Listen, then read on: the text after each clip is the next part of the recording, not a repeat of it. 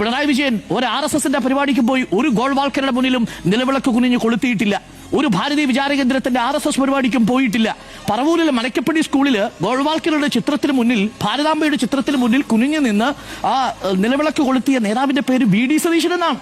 2013 ഭാരതീയ വിചാര കേന്ദ്രത്തിന്റെ പരിപാടിയിൽ പങ്കെടുത്ത നേതാവിന്റെ പേര് VD സതീശൻ എന്നാണ്. ആ VD സതീശനാണ് കാന്തപുരത്തിലെ കേരള യാത്രയുടെ സമാപനത്തിൽ വന്ന് പറയുന്നത്, മതേതരത്വം എന്ന് പറഞ്ഞാൽ ഞാൻ അതിനെ നേരിടും. നല്ലതാണ് സാർ, പക്ഷേ പറയുമ്പോൾ ചരിത്രം നമ്മുടെ മുന്നിലുണ്ട്.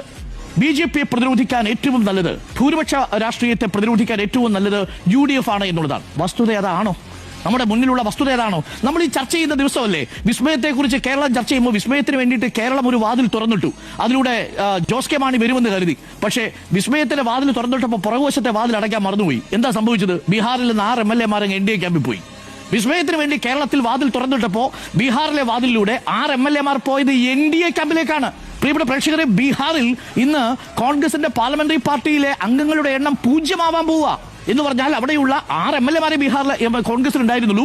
ആ 6 പേരും NDA ക്യാമ്പിലേക്ക് പോവുക. ഇവരാണോ BJPയെ പ്രതിരോധിക്കാൻ പോകുന്നത്? ഇവരാണോ ന്യൂനപക്ഷ സംരക്ഷണം നടത്താൻ പോകുന്നത്? പ്രേക്ഷകരെ, നിങ്ങൾക്കറിയുമോ, അരുണാചൽ പ്രദേശിലെ 60 MLA 43 പേരിൽ 42 പേരും മുഖ്യമന്ത്രി അടക്കം, പ്രേമഖണ്ഡു അടക്കം പിറ്റേ ദിവസം BJP ഓഫീസിലേക്കാണ് പോയിരുന്നത്. ഇത് അരുണാചൽ പ്രദേശിന്റെ ചരിത്ര, ബീഹാറിന്റെ ചരിത്ര. എന്തിനും മറ്റത്തൂർ എന്ന് പറയുന്ന പഞ്ചായത്ത് കണ്ടതല്ലേ? BJPയുടെ പിന്തുണ കൊടുത്തിട്ട് എങ്ങനെയാ കിടന്ന് ഉരുണ്ട് കളിച്ചതെന്ന് നമ്മൾ കണ്ടതല്ലേ? കുമരകത്ത് കണ്ടതല്ലേ? കേരളത്തിൽ കണ്ടതല്ലേ? എങ്ങനെയാണ് കോലിബി സഖ്യം കേരളം കണ്ടതല്ലേ? ഈ വസ്തുതകൾ നമ്മുടെ മുന്നിൽ നിൽക്കുമ്പോൾ ന്യൂനപക്ഷ വിരുദ്ധമാണെന്നോ BJPയെ പ്രതിരോധിക്കാനുള്ള ഏതെങ്കിലും തരത്തിലുള്ള ധാർമ്മികാവകാശം തങ്ങൾക്കാണെന്നോ കോൺഗ്രസിന് പറയുക സാധ്യമാണോ?